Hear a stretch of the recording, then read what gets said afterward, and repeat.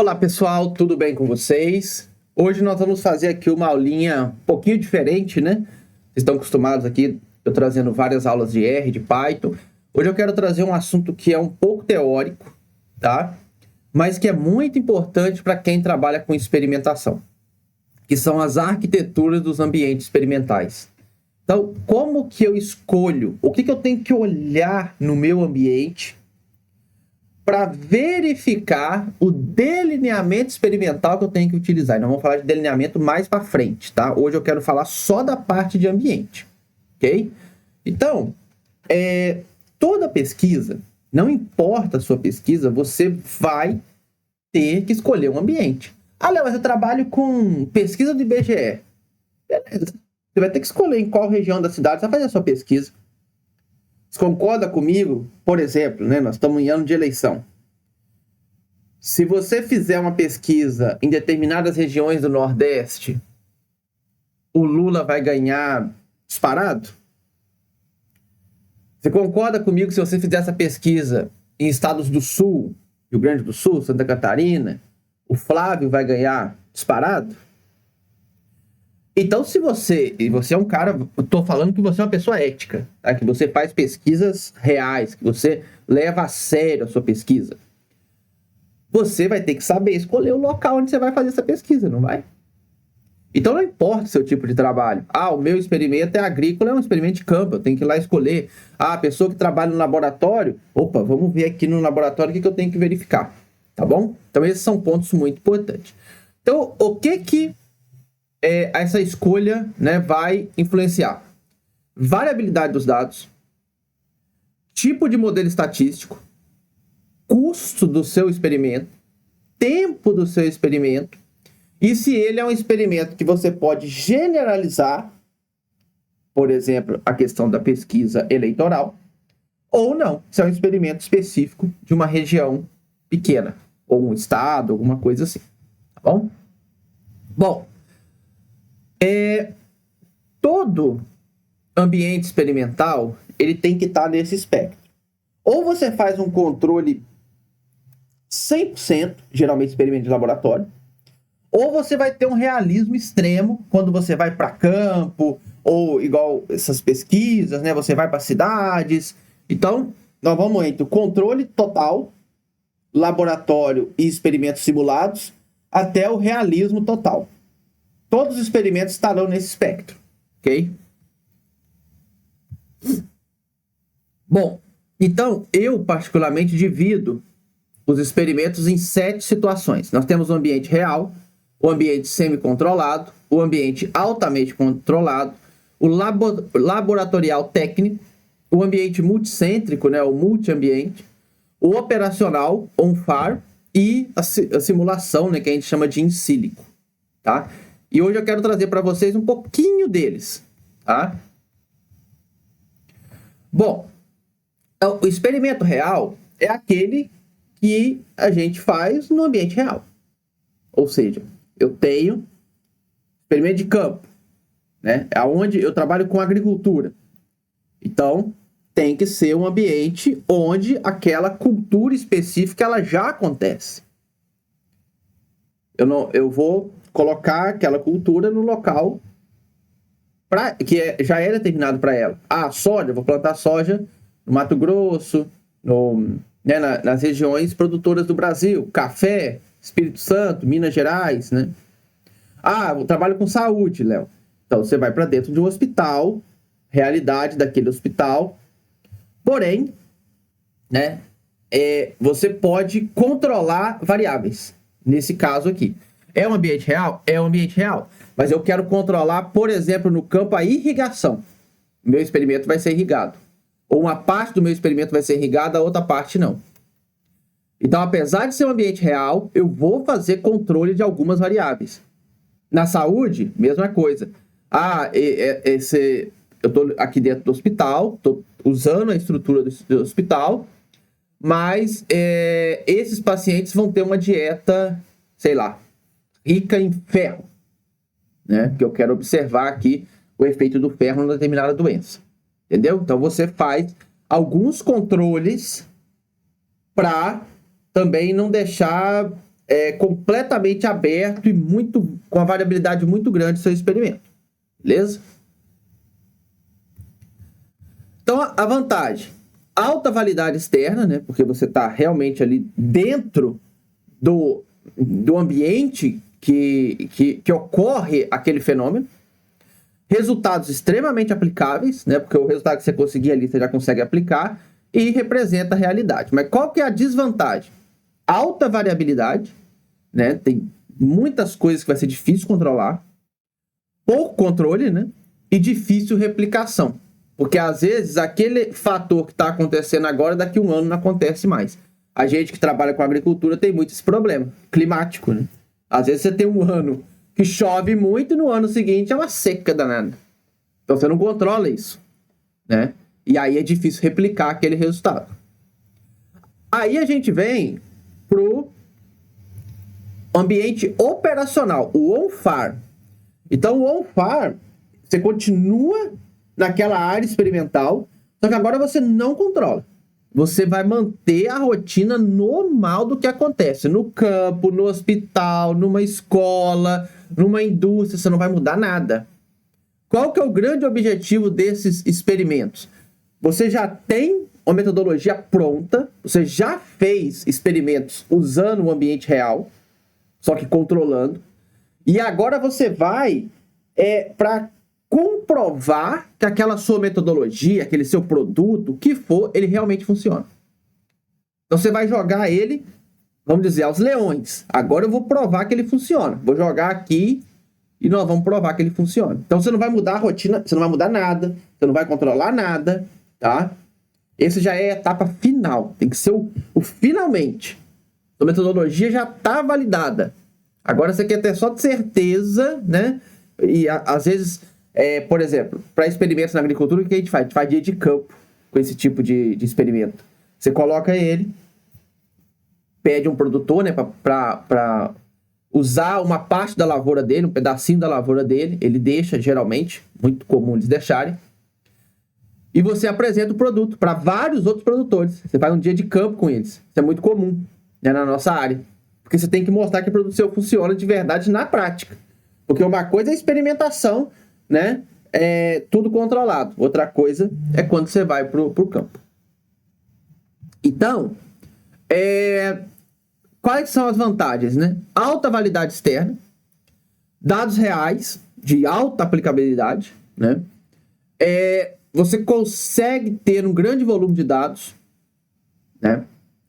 Permite avaliar o impacto real daquele seu tratamento, né? Do que você está avaliando. E é muito bom para a gente trabalhar com modelos preditivos. Então, esse tipo de experimento a gente utiliza muito na hora de trabalhar com parte de modelagem preditiva, né? Quando a gente for falar de machine learning, lá para frente, a gente vai falar muito disso. Qual que é a desvantagem? Alta heterogeneidade, como eu disse, você não controla nada, então a variação gigantesca. Difícil controle de variáveis, né? Pode ter potencial vieses operacionais, e vai acontecer, tá? Porque, né, você não vai mexer na operação, você vai deixar a operação acontecer do jeito que ela já acontece. Problemas logísticos, isso, né, alguns experimentos pode acontecer, né?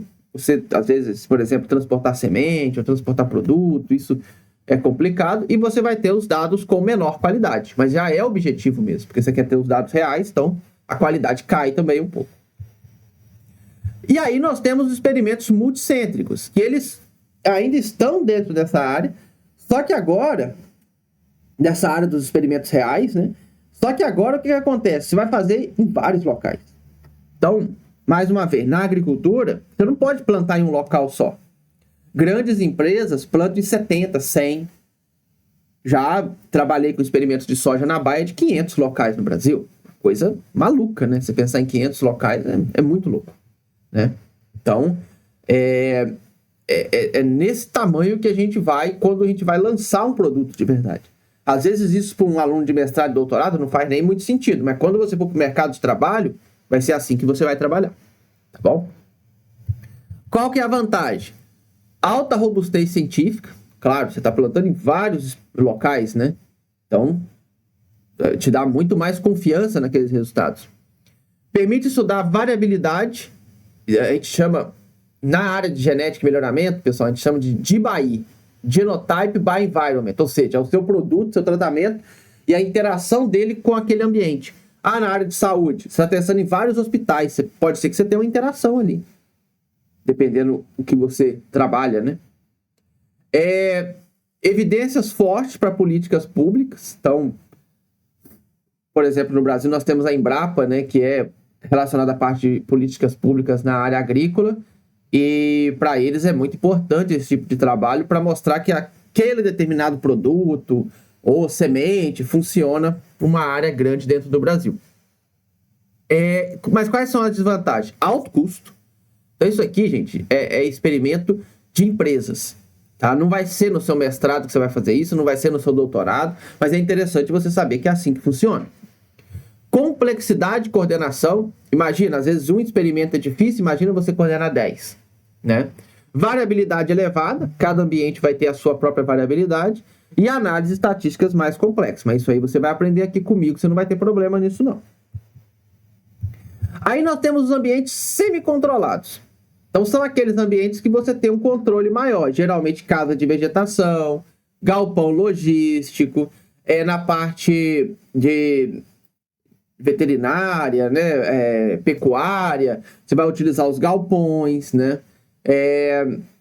Você vai ter, na parte de saúde, você vai controlar mais ali o seu ambiente, às vezes escolher hospitais, por exemplo, né, onde você tem um controle muito grande, um rigor maior, né? Então, você vai usar casa de vegetação, tudo mais controlado, mas não é tão controlado igual você tem, por exemplo, num laboratório. Qual que é a vantagem?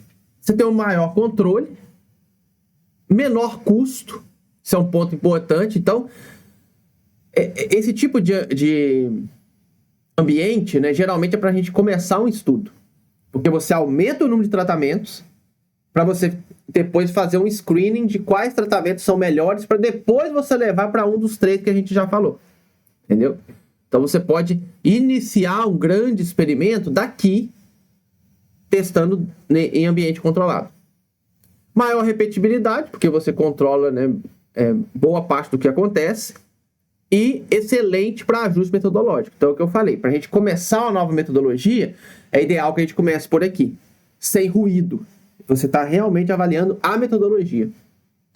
Qual que é a desvantagem? Não vai representar a realidade, esquece disso. Seu objetivo aqui não é representar a realidade. Eu vejo muito artigo científico, o cara monta um experimento em casa de vegetação e quer concluir para o campo. Cara, esquece disso. O campo é outra situação. Então, muito cuidado com isso. Possível efeito de escala. Então, você não vai conseguir fazer grandes experimentos, geralmente, né? Porque esses ambientes semi-controlados geralmente são pequenos. E você não vai generalizar. Tá? De novo, não vai levar o resultado de uma casa de vegetação, por exemplo, campo. Muito cuidado com isso. E um ambiente altamente controlado. Aí é aquele que você tem controle de tudo. A única coisa que está variando é o seu método, é o seu tratamento. Por exemplo, estudos na área de psicologia, né? Coloquei aqui até uma fotinha dessa parte de estudo cognitivo, onde eles conseguem manter tudo constante, só às vezes jogar uma imagem para ver o que acontece no cérebro da pessoa, né? Por exemplo, na agricultura, a gente tem muitas câmeras de crescimento, né? Onde controla a luz, controla a temperatura, controla gás carbônico, né? Então, assim, tem que ser altamente controlado. Beleza? De novo, vai ter uma precisão altíssima. É muito fácil reproduzir, né? Porque você provavelmente vai ter os mesmos resultados fazendo aquele experimento várias vezes. Você não vai ter interferência de outros fatores, você não pode ter, né? E com isso a sua variância residual é muito pequena. De novo, aqui a gente começa a testar metodologias também, né? Esse é o grande objetivo. Qual que é a desvantagem? Ambiente extremamente artificial. Não é para você pegar o que você achou aqui e já achar que aquilo vale para o mundo. Não vai acontecer. Validade externa baixíssima, né? Custo elevado, porque controlar esse ambiente não é fácil. Geralmente tem um alto custo. E a escala bem limitada, que você vai fazer isso em áreas muito pequenas, né? De laboratório, de growth chamber, né? Então, experimentos pequenos para começar a entender um problema. E nós temos o laboratorial técnico, né?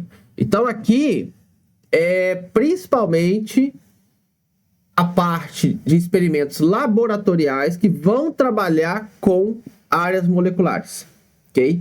Então, expressão gênica na agricultura, análise bioquímica na saúde, teste de resistência de materiais na engenharia, testes psicométricos controlados na psicologia e assim por diante. Então, são aqueles ambientes que geralmente são realizados até com máquinas, né? Que realmente você calibra a máquina e mais nada ali vai influenciar. Então, geralmente, esse tipo de experimentos são para coleta de variáveis complexas relacionados à parte química, bioquímica, física, né? Então, por isso que eu dei uma separada. O outro ambiente controlado também mas para a gente testar tratamentos. Aqui já é mais para coleta de variáveis bem específicas, né? Principalmente ligados à parte gênica, à parte bioquímica, ok? Aqui você tem que ter máxima precisão, não é aceitável erro nesse tipo de experimento, tá? Por isso que geralmente a gente até paga empresas para fazer isso, porque a precisão tem que ser exata. Por exemplo, eu trabalho muito com DNA na soja. Eu não posso ter erro de coleta de DNA, não posso, senão eu acabo com o meu programa de melhoramento. Então isso daqui não aceita erro. A repetibilidade tem que ser próxima de 100%, variabilidade próxima de 0, controle, eu coloquei quase total, mas assim, esse quase tem que representar 0,0001%. Você não pode ter erro nesse tipo de experimento.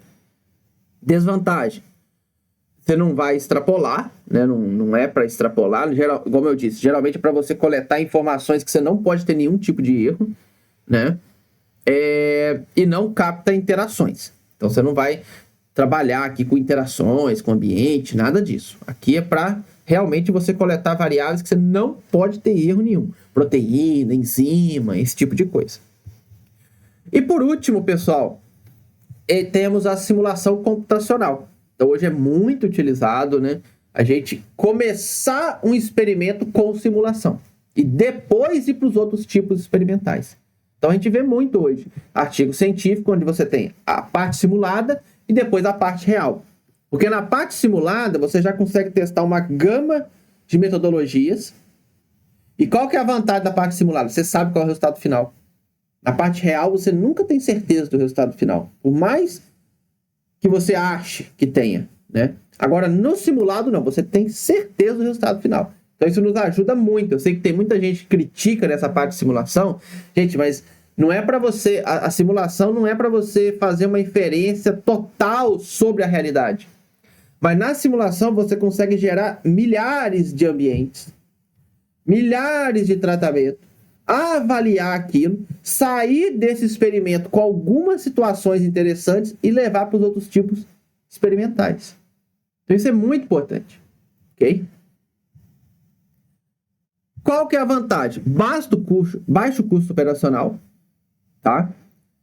Escala praticamente ilimitada, alta velocidade. Essa alta velocidade também depende um pouco. Tem experimento de simulação que demora anos, tá, para ser feito. E permite testar cenários extremos, que às vezes não é possível no experimento real, ok? Desvantagem, depende da qualidade dos dados reais, porque geralmente você faz a simulação baseada em dados reais, tá? Pode superestimar a precisão. Então, às vezes as pessoas acham que simular dados é só simular, e não é bem assim. Você tem que fazer uma simulação muito bem feita, seguindo regras, porque senão vira só um monte de número aleatório, e não é esse o objetivo da simulação. E não substitui a validação empírica, ou seja, depois você vai fazer um dos outros 6 tipos. Geralmente a gente faz o quê? Simulação. Aí, dependendo do tipo de experimento, você passa para um ambiente altamente controlado, depois o ambiente semi-controlado, depois o ambiente real, depois o ambiente multicêntrico e depois o on-farm. você utiliza todas essas etapas. Falando de grandes experimentos de grandes empresas, tá? Alguns param na parte laboratorial. Às vezes você está fazendo remédio ali, essas coisas, você não precisa, né? Um faro, essas coisas. Você vai ter um pouco, mas não grandes experimentos. Multicêntrico, aí alguns pode não ter, dependendo da sua área de atuação. Mas você não vai parar só na simulação. A simulação é o comecinho de tudo, tá? Bom, pessoal, então o que eu queria apresentar para vocês hoje é isso, tá? E se você gostou desse vídeo, dá um like, me segue aqui no canal e deixa no seu comentário qual tipo de experimento você trabalha. Qual desses 7 você já trabalhou, qual que você gostaria de trabalhar e qual que você gostaria de aprender mais. Aqui eu dei um overview desses tipos de experimentais, tá? Se você quiser saber mais sobre isso e também sobre, né, toda essa parte de analisar esses experimentos utilizando R em Python, no link na descrição aqui do vídeo tem o meu curso Data Science 360. Te convido para fazer parte do meu curso. Lá você vai aprender desde o básico sobre análise de dados em R e Python até análises avançadas como Machine Learning, séries temporais, análise multivariada e tudo dentro do contexto experimental. Não vai ser análises soltas. Igual isso daqui faz parte do conteúdo do curso que eu estou passando aqui para vocês. Porque eu não quero que o meu aluno seja apenas um aluno que vai lá e roda uma análise. Não. Tem que saber interpretar. Tem que saber qual análise utilizar em cada situação. E eu sei que hoje muita gente está ficando entregue ao ChatGPT, que é uma ferramenta interessante, mas que a gente tem que ter um certo conhecimento para saber usá-la da melhor forma possível. Senão daqui a pouco nós estamos deixando a máquina controlar tudo e ela ainda erra muito. Pode ser que no futuro até vai melhorar bastante isso, mas no momento a quantidade de erros ainda é muito grande, tá bom? Então, e não deixe de me seguir aqui no canal, gente. Segue aqui, são 2 aulas por semana ensinando vocês R, Python, estatística, Machine Learning, né, experimentação. Então não perde tempo, já me segue aqui no canal e eu te vejo na nossa próxima aula. Até mais.